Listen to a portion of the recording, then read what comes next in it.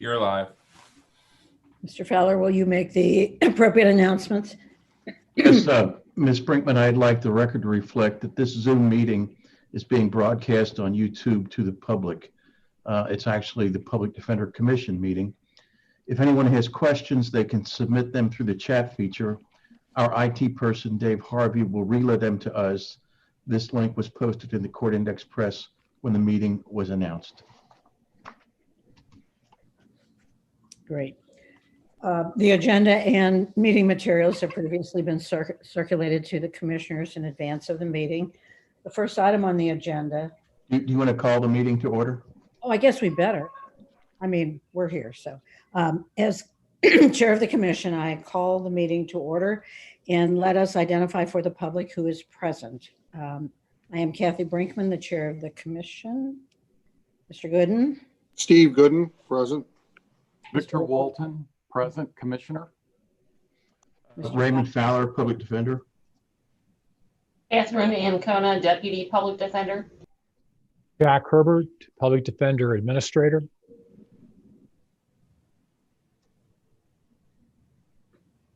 Vivian Zeverink, Assistant Public Defender. Let the record show we do have a quorum. The first item on the agenda is approval of the minutes from the board meeting of October the 19th, 2020, having been provided in advance of the commission meeting. Do I hear a motion to approve the minutes? I would so move. I'm sorry, Victor, go ahead. I'll let you second. Okay, I'll second. Thank you. All moves and Mr. Gooden seconds. Any discussion? Corrections? All in favor of approval, say aye. Aye.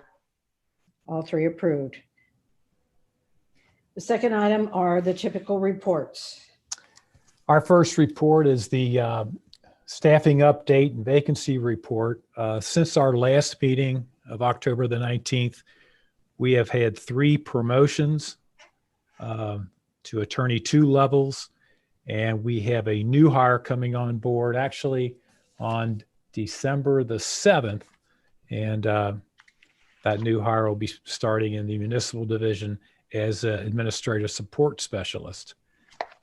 As of today, that leaves us with 4 vacancies, 2 social workers, 1 in the felony division, 1 in the municipal division, an investigator in the guardian division, and 1 court specialist within administration. So those are the staffing changes and updates since our last meeting. And are we actively seeking to fill the vacancies or holding off because of budget concerns?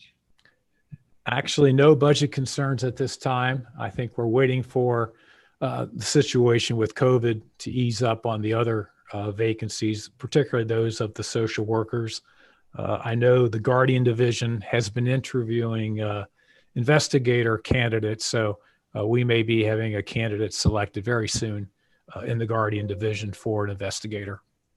Okay. And the next report? Our next report is our assigned counsel activity through the end of October, and similar to the previous month, our caseload and payments when compared to last year through the last time period is still down 19%, similar to last month's meeting. So we have a savings compared to last year, close to $380,000 with assigned counsel payments. So it's pretty much, it's been predicted. Mm-hmm. Our staff attorney clients and cases assigned is similar to last meeting as well, where we're down overall 24% on assigned cases when compared to last October of the same time period. So these trends continue, and we anticipate those continuing through our year end. Questions about these reports? None, thank you, Mr. Herbert. Okay, thank you. Next report? As you know, our Fresh Start Clinic is on hold, so there's no report at this time. Go to our next item. Back in our August meeting of August 19th, we shared with you our budget request for 2021. And as you can see from the handout that was included with our agenda, we had a recommended budget that was shared with the county commissioners. The county administrator presented that recommended budget on November 10th. And the good news for our department is that the budget requests that we submitted are all being recommended to the county commissioners for approval for 2021. And just to summarize, we included an increased assigned council rate from $60 per hour to $75 per hour, which is in line with the state public defender standard at this time. Also, the 3 new positions we requested, which included a mitigation client relations specialist, a guardian ad litem supervisor, and an additional staff felony attorney. All of those have been recommended to the county commissioners for approval. One of the new caveats in next year's budget will be a renewal of the Children's Services Levy support. And what this Children's Services Levy does is reimburse us the portion of the client mitigation specialist, as well as the other guardian expenditures that are not reimbursed by the state. And as you know, right now we're getting 70% reimbursement from the state public defender. So this Children's Services Levy will support us the difference of that 70%. So we will be receiving 30% of the expenses that the Guardian Division incurs starting in 2021. I included a copy of the Children's Services Levy MOU, which identifies the services that our Guardian Division provides to clients. Those costs do qualify for a portion of reimbursement. This MOU was active years ago. I think the last year was 2009 that we had support from that levy. And right now they do have resources to assist us next budget year. So that's good news for us in meeting our budget needs for the Guardian Division. Another item that is recommended is a wage adjustment. We'll at least have a 3% wage pool of funds to distribute based on performance going into 2021. And they've also are strongly considering payments to those employees that were furloughed during this past fiscal year. So there's a one-time payment being considered to employees of 1.5% of their salary. And we're looking towards that to reimburse our employees. We did incur 6 furlough days during the course of the pandemic, and hopefully that will be approved going into next year to reimburse employees for those 6 furlough days that we incurred. And so overall, next year's budget front's very promising for the office. Jack, when does the commission vote on the budget? We're looking to see probably the second meeting in December is what I'm hearing. And as soon as I get a accurate date on that, I'll be sending that out to the board members to let you know. Okay.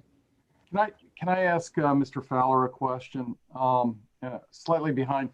Has there been any thought to what or when we could restart the clinic? Obviously, it's one of the most important things we do. Or is it just we're going to wait and see where our numbers go or what the governor says?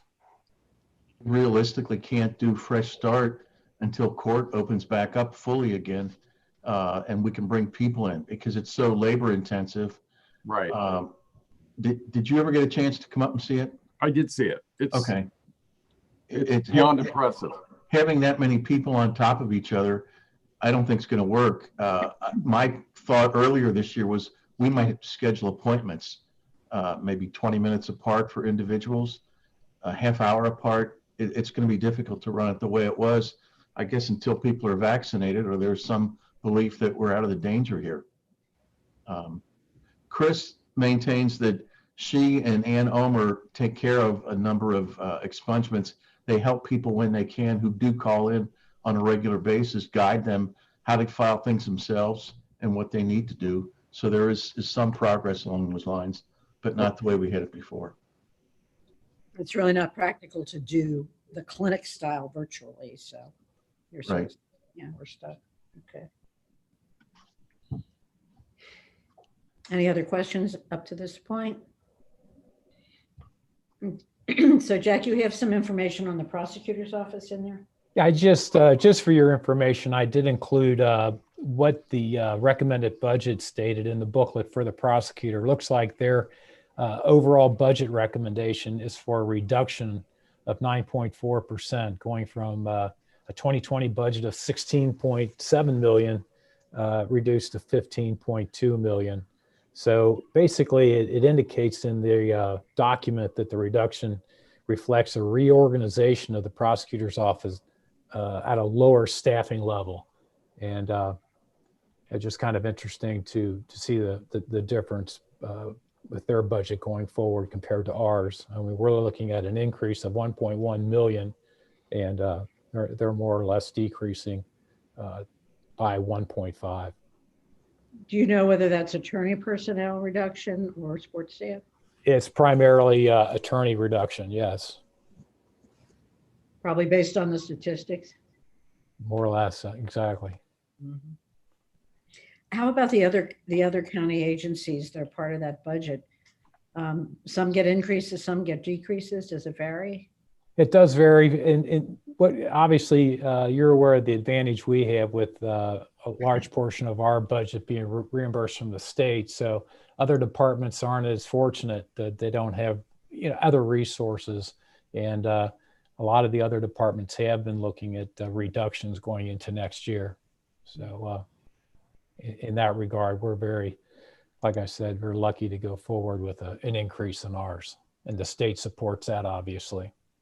Right, but I think you present a persuasive package about how we are responsible in handling the expenses that are not reimbursed. So I think Correct. it really puts us in good standing with them. Exactly. Good, well done. Thank you. Questions on this part? I want to comment on two things if I could. Just keep in mind that GAL is basically going to be 100% reimbursed between the state and its 70% and this children's services levy. So there's a net cost of zero to Hamilton County. I said, except I guess out of that levy, but out of our budget directly, that's totally reimbursed. And earlier this year, I think it was in the summer, Mr. Gallagher asked about, could we give people a bonus or somehow repay them for money they lost this year?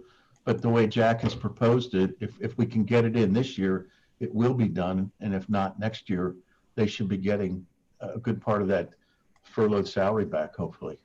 Great.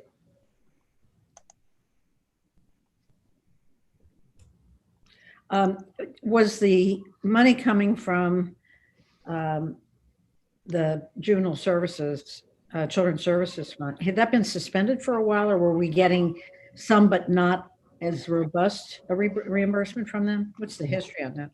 Yeah, that MOU was canceled back in 2009. They just ran out of resources for our office. So it's been on hold for years. And I was surprised to hear from JFS and from our budget analysts that they were looking to resurrect it. So that was good news. So, Yeah, it is. Okay. Right. Next on the agenda, Public Defender Report. The first thing we've got is a jail population. I meant to send it this morning, and I don't know if the document I sent included the attachments, so I sent them later this afternoon. Our last meeting was in October, so the end of the month, October 30th, the last day they showed the numbers was 1,167 inmates in the Justice Center. And as of today, the 23rd, the number is 1,245. Those are obviously higher than we'd like to see. We've talked about it in the office about what we can and can't do. Juries have been shut down. I'm not sure how many non-jury trials are going forward. But Sean Vicente said that they want to keep going with their misdemeanor cases. John Kennedy wants to keep going. I've talked to Pam Sears about some problems that we're seeing in court. The bullpen or the holding area up on the 6th floor of the Justice Center is just chaos in terms of these guys are all on top of each other.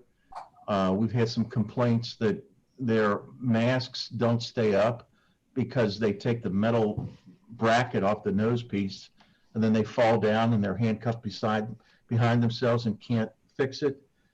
Pam has made a couple inquiries for me and said that the court service personnel are supposed to allow the inmate to fix their mask if it's necessary, unless they're claiming it's a security risk to release their handcuffs. Pam said that Teresa Withers monitors the population every day, the maximum, medium, and minimum security levels as to who's in there. There's still double bunking going on, double selling. We're doing what we can, but we're at a loss. I think Sammy Silverstein is 0 for 20 on COVID motions recently. She said a couple of judges have said they've taken COVID into account. Nobody's getting released sooner. I talked to Pam about citing people to court again on misdemeanors and nonviolent misdemeanors and felonies. She said that an email went out or an announcement went out before the election that the various municipalities are supposed to do that. We look at the sheets every day. Some departments are doing it. Some of them are still arresting people. I know case by case there might be some justification for that, but we certainly wish that population was down a lot lower. Is there any kind of an incentive for police departments to arrest and haul the arrested down to the Justice Center because they make additional overtime or anything? Is that any part of it? I don't know what they get. You would think it'd be a lot more cost effective to those departments to cite people than to have to do that. Yeah. Gasoline, manpower, the time, the processing. I mean, unless somebody's accused of shoplifting at a store one day and they're back the next day. Yeah. I don't have an answer for you. Has the cold weather, do you think, led to people, not being too eager to leave the jail? People who live on the street? Well, there's a number of people the Bail Project has helped get out. I don't think if they can get out, they're going to get out. I don't know if the inmate can say, no, I don't want to leave. I like it here. Yeah. A lot of factors going on. Huh? Okay. And do you still have the breakdown between those waiting trial and those serving sentences? Does that make a difference? There are a number, I don't have the specific percentages, no, but Okay. there's still a number pre-trial. But we talked to our directors, to John and to Sean. They look at it all the time, talk to their attorneys about if they can possibly get people released. Although the Bail Project, my understanding is as of Friday, they had gotten 31 people released from the Justice Center through that new fund, and they're hoping to get more out this week. So that's helpful. Can you invoke the county health department to, do something about the conditions? I mean, it's under the sheriff, right? Yes, I assume that that's where all the control is. We haven't talked to the health department, but we certainly can. I mean, there's been public complaints that the sheriff is not requiring his deputies to wear masks all the time, and I don't know whether that's still going on. I asked Pam about that because our building, none of the sheriffs wear them, and she said the union's strong. Everyone's claiming a medical reason, and she says there's nothing that can be done about it. If they claim a medical exemption. Because that was my understanding, that deputies in the courthouse were all going to be required to wear them, and the ones who wouldn't were sent over here to our building, but none of them wear them. In fact, a private attorney was in here the other day complaining that none of the deputies wear them downstairs. And I said, there's nothing I can do about it. Why is the media not covering this stuff? Well, that's not for us to. Any questions so far on that? How about the next point? I think Kathy's going to take that one about the recruitment hiring efforts. I will.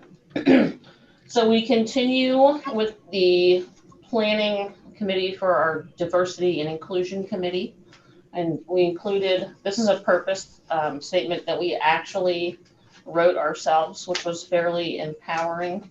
I think before that I was trying to maybe copy, look, and steal from other organizations. But we have 10 members of this committee currently. They were all attorneys at first, and we do have some administrative staff now. And we continue to work with Pastor Hughes of the Incline Missional Community that Allie Hathaway hooked us up with. He is part of her federal Department of Justice grant in their participatory defense. It's taken a little bit longer, as all collaborations do, than I initially thought maybe, but I'm hoping that we will finish that up this session. A number of staff, including Ray, myself, John Kennedy, Sam Heller, but spearheaded by Sammy Silverstein, scheduled interviews with 57 Equal Justice Works students. I think we wound up doing about 50 of them. The candidates were beyond impressive from all around the country. I know we interviewed a woman who was #1 in her class at Howard Law School, which was exciting and very impressive. Sammy has scheduled 12 second interviews. We will be doing those starting next week through the end of December. And I failed to mention that Sam Heller helped us with those also. But they were scheduled 9 a.m. to 8 p.m. on a Thursday, Friday, and Saturday. And it was really a lot of great collaboration, but a rather lengthy process. So we're optimistic. Ohio has such an early cutoff to apply to get your character and fitness and to sit for the bar exam. We're going to have to make some decisions and hopefully get a class hired. We also interviewed 5 prospective Gideon's Promise Law School fellows. They were also absolutely wonderful and impressive. Sam Heller was our first. And so we're going to have to figure out, it's a matching process, almost like medical school. I know that 4 of the 5 that we interviewed rated Hamilton County as their #1 choice, which was exciting. Yeah. So if we get that person in, they come in on a stipend for up to a year. And then if we have an opening, we hire them. And I know we were able to hire Sam Heller within 4 or 5 months. So very optimistic about that. How many do you think your class of Equal Justice will be? Well, depending on how many openings we have, which I know that we're going to have at least 2 after some recent events. And then assuming that our budget goes through and that we get the new felony attorney position that's promoted internally, we are looking at 4 to 6 this year, and then maybe 6 to 8 in 2022. Great. And that's a lot of work and convincing and pushing by Sammy, Sean, and John, and a lot of work by Jack on that from the financial end. So that's much appreciated. But that's so critical. Bill, did you have something? Your lips were moving, Gallagher. Yeah, I have a question. How well known is what you're doing among the staff and the line attorneys? Because when you hire a class, you're going to hold off some hirings, right? You're going to hold off some promotions to fill spots. So the line lawyers are going to maybe sometimes be asked to shoulder a little bit more of the burden during those sort of downtimes. Are you sharing that? I mean, do they have an idea of what's coming? Yes. Okay. And part of Jack's work on that is that we think that we can fill those gaps and not overburden the line attorneys. If we have promotable candidates inside, we're not going to hold off on those. I understand that, but I guess my concern is this, which is, I think a lot of people in the office are hoping for more diversity and Mhm. always want really, really prime lawyers to be working alongside them. And this is clearly an effort to do that. And sometimes, they may not be aware of your efforts as they're asked when they see empty spots, right? And Right. that's my hope is that that's being communicated well enough to them so that they know. Good. It's my belief, and the plan is that we would use panel attorneys to shoulder that burden so that it doesn't cause extra work and distress for the staff that we have here that we want to keep. Is And one, I think we just came to that conclusion last week through Jack saying that he was able to work this out with the finances. We weren't sure if we could hold off for a class or how big it would be, because these equal justice works students are really, really impressive. And if we could get them in, it'd be a big plus for us. But we can't offer positions to people that we're not going to be able to fill. I mean, that's not fair to them. Ask Yeah. them to take the Ohio bar, then say, well, sorry, we don't really have a job for you. We can't do that. Right.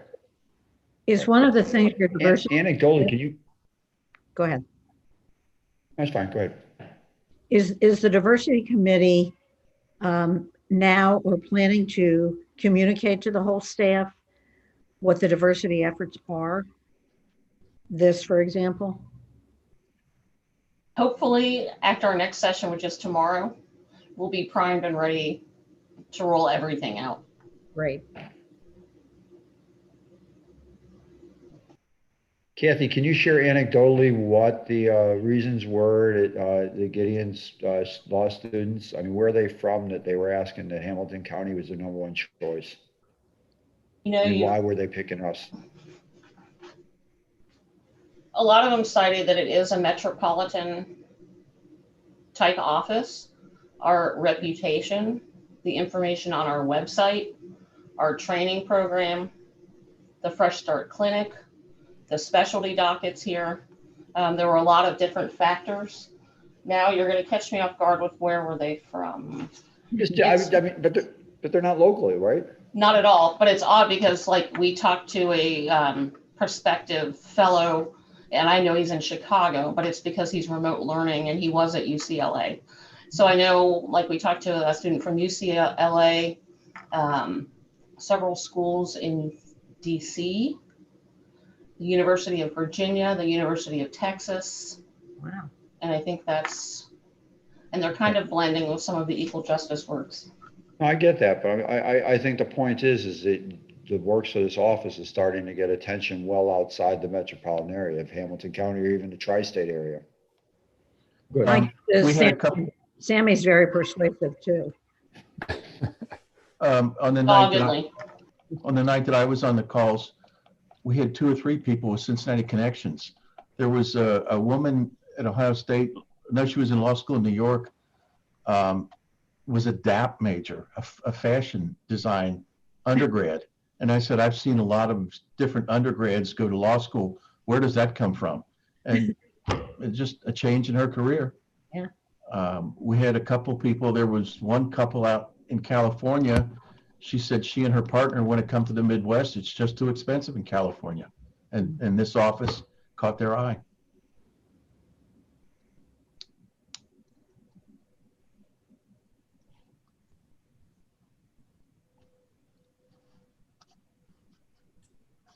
All good stuff.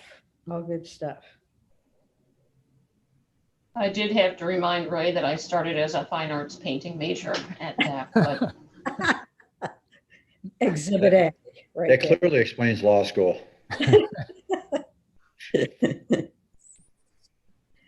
All right, Ray, what's next? We got the jury trials versus the panel. Jack, you had those numbers?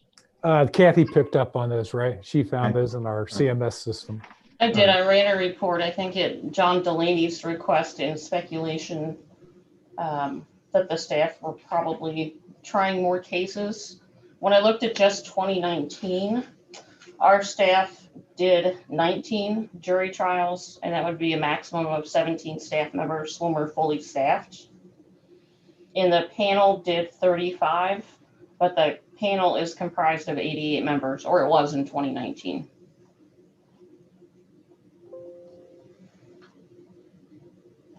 Questions about that? No, thank you. Thanks.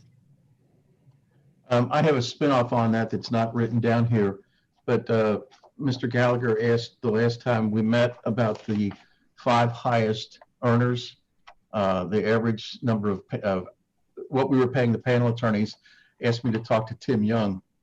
And I spoke with him at some length on November the 12th about how something like that could be audited or monitored. He said the state office is not, and he used the word proactive with regard to these issues. He said that when John Kasich was governor, they had to let 10 people go from the Ohio Public Defender Office. 7 of them came from the reimbursement department. He said he doesn't have the manpower to monitor vouchers until someone called to his attention. One lawyer billed 4,000 hours one year. He said under 2,000 hours is not really going to get his attention, but over it bears looking at. He said once they get to OPD online and all the counties are there and all the vouchers are coming in that way, he said payments can be tracked easily, because what it would take is every bit of data being entered into an Excel spreadsheet. And the first place they would look would be, he said, horizontally. So on any given date, you'd be checking to see how many cases somebody is billing for, how many hours somebody's billing for. He said that the common pleas judges who have to sign every entry can also monitor payments that way, that this will all be electronic and easily done. He said they can do that now, but someone's going to have to sit down and create the Excel spreadsheet. He said it's going to be incredibly time consuming.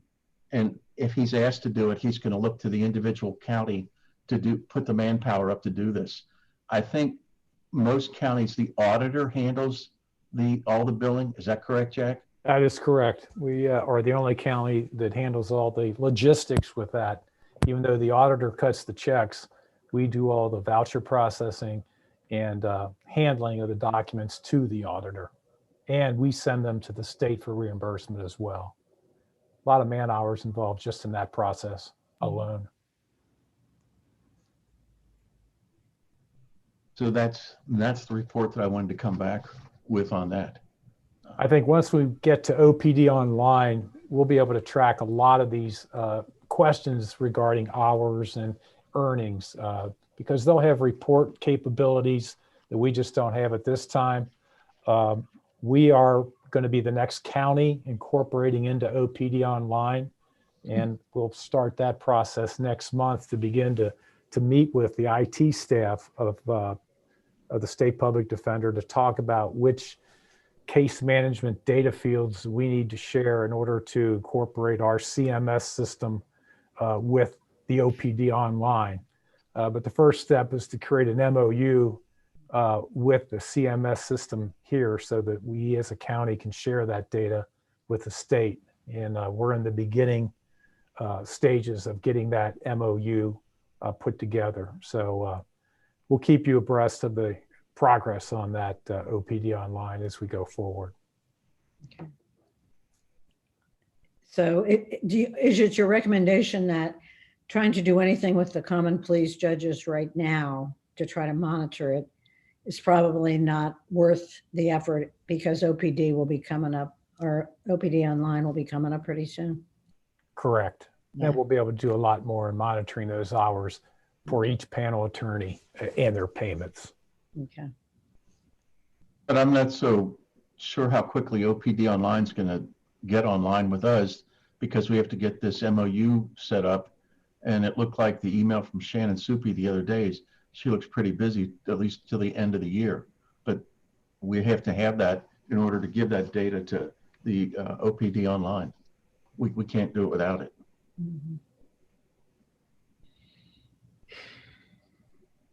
So if I'm understanding this correctly, if you wrote a letter to the Ohio Public Defender saying you think that there's some question about billing in terms of reimbursement and hours billed, they would send it back to you to tell you what to figure it out? No, if somebody else made a complaint about it or asked them to look into it, they'd say we'd have to ask the county, or yeah, I guess if we ourselves said this doesn't look right, they're going to ask us to look into it. He said they just don't have the manpower for it. Whether that's an acceptable answer or not, that's the answer he gave me. We talked, I think, for about a half hour that day. But if you want me to follow up further with him, I'll be happy to. No, I'm just looking for an answer to it. I mean, those numbers just jump out at me, but I understand what you're saying. And it's something we can monitor to a point as it comes in. I mean, it's over 2,400 billable hours a year for the last 5 years on the top at number A attorney or whoever that is. Right. A lot of hours. Yeah. It's a lot of hours. Yeah, I mean, he can say it wouldn't catch your attention if it's around 2,000 hours, but when it's consistently something like 2,400 hours, trends and patterns are key too, so.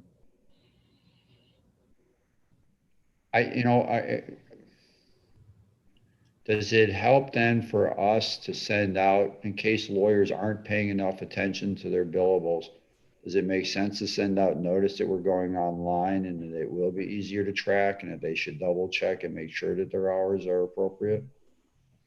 We can certainly do that, especially with the proposal that they be raised to $75 an hour. Sure. I mean, I want lawyers to understand what their obligations are, and I'm sure they all do, but sometimes we all have to be reminded of it. The last thing I want is somebody that maybe forgot exactly how you properly bill, to be doing it with the wrong understanding. Mhm. Guys, I don't know if you can see me. I'm joining the meeting late. I'm sorry. Hi, John. I'm getting the tail end. I apologize. It's all right. You've been appointed to 3 committees. Don't worry about it.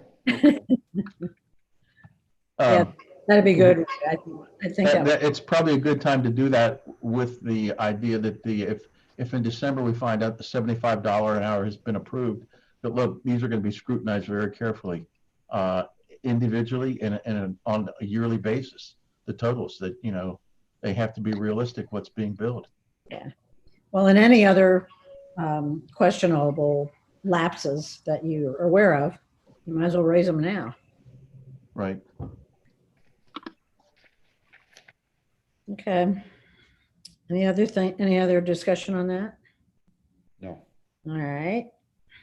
I have 2 more short ones that I didn't list. One, we touched on it briefly a little earlier that we've got 2 openings because we're losing 2 of our attorneys, Allie Hathaway and Carrie Bloom. So that's obviously a first for this office, and we're going to save their spots. We'll replace them in their spots, but the openings we want to keep to get into this class if we possibly can at all. So I want to recognize them in our minutes here. One other thing I want to bring up, last Thursday, Sammy Silverstein, Sean Vicente, Allie Hathaway, one of our social workers, Kelsey Weiss, and I had a lengthy discussion with Janet Moore from UC about possibly setting up a social worker division within the office. Janet was involved in a Zoom seminar with the School of Social Work out in San Francisco. There's a professor who actually Kelsey Weiss knows, and we think we can do a number of things with more grant work and with some possible interns to get more social workers inside the office. I've talked to John and to Sean about, they're using them a lot in juvenile court, but Kelsey's got the MSW level social worker, but not the LISW. So she's going to help me out with the jargon as to what we need, what level of pay if we bring somebody in like that, and how they would all work together. But it's something that we might be able to bring big help to the office if we can organize. But I think most of you know Janet Moore, and she's been a big supporter of our office. Yeah. She's the one that helped get the funding for the clinic when we needed to raise more money for our training class. And she's willing to work with us on this issue. So we're pretty excited about that. Ray, I have a friend who teaches in the social work program at UC and is a retired social worker herself. She might be willing to help if you need an outside social worker to help. So let me know. Okay, thank you. Okay. I guess the last thing on my sheet was the COVID report. I talked to Judge Kubicki. before the election, and he proposed we were going to have to shut down the juries because we were getting to become a purple county, and I agreed with him. I said, we don't want to, but it's the practical answer. So it was to be left to a later date if they'd be resumed, but I'd be surprised if anything's resumed. I mean, it's Thanksgiving this week, then you've got really 2 weeks, maybe 2.5 weeks before the Christmas break would come. I don't see any jury trials going this year. Now, whether court is shut down anymore or not, I don't know. I haven't heard anything. Are grand juries still meeting regularly? Yes, yes, it's my understanding. There was an attempt to have video arraignments in room A. Sean and I, what they were talking about doing was be putting a video screen up in room A and filming the inmates from a small 6x6 cinder block room in the back. And Sean and I went to that meeting, and we pretty strongly opposed it, the danger, and it wasn't really going to solve any problems, so they backed off of that. So they're going to continue to do their arraignments in room A live. Okay.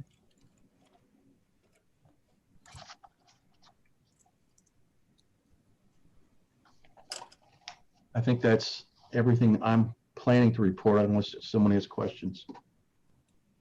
You have protest cases? Oh, I'm sorry. Yes, we do. Judge Trotter Bratton ruled last Thursday, I believe it was, dismissed the complaints on the cases in front of her. How many cases was that, Ray? I think in her room it was 38 or something like that, 34, 38, something like that, out of all of them. No one else has yet ruled. I think December there's supposed to be some more rulings. The city has 30 days to appeal, and so we're just gonna have to do it on a case-by-case basis. Sean thinks some judges will probably just adopt what she wrote. Some other judges are gonna do something different, and I'm not sure how we'll cross the bridge. I mean, it's up to the city to decide if they're gonna appeal the cases that were dismissed. If they don't, then it's over for those cases. But you're going to have sort of like an unequal process if some are dismissed and some aren't. If some aren't dismissed, we'll probably be setting them for jury trial and see what happens. Do you expect the city to appeal, or are they going to let it go? Sean expects them to appeal, but he doesn't have a definitive answer. Did all of you get the decision? I think I sent it out. You did. Yeah, Yep. okay. So the motion to dismiss was granted. The city's motion to amend the complaint was denied because of the failure to plead properly on the way the initial complaints were done by the officers who didn't sign the complaints properly. It's up to the city, and I'm thinking each one of those cases that they might appeal has to be under a separate case number. You could have, what, 400 cases in the Court of Appeals that the city decides to go up? That's right. Did Chris? Imagine if the city doesn't appeal, Yeah. the other judges might be more inclined to follow suit and dismiss them. Mhm. Well, if the city doesn't appeal, it's hard to think they're going to go forward On the others. on the others. Yeah. Yeah. I mean, it's possible, but I don't know who's calling the shots over there on that. Did Chris Jones or the appellate staff look at the opinion and assess the strength of it?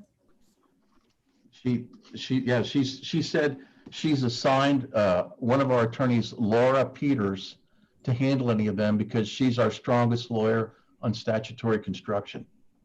So yeah, they've gone over it and analyzed it. But that's our plan, who will handle this for any of our clients.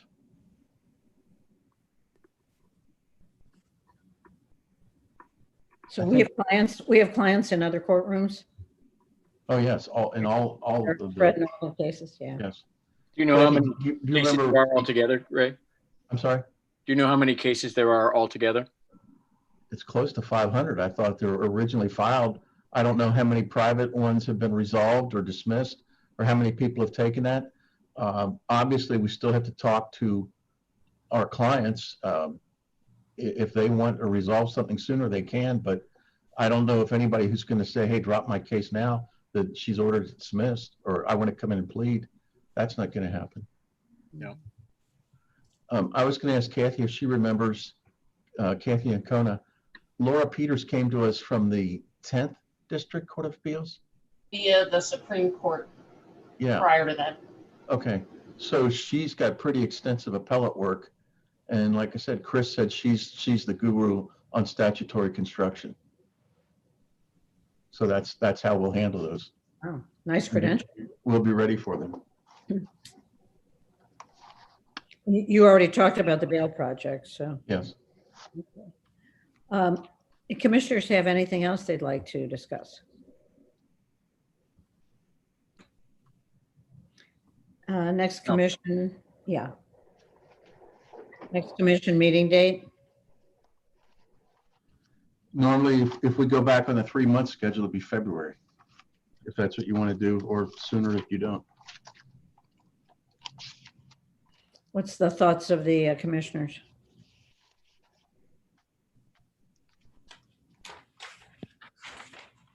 I think I'm okay with 3 months. February is fine. Yeah, I think we can go back to every 3 months. I would agree. Consensus? Okay. I agree.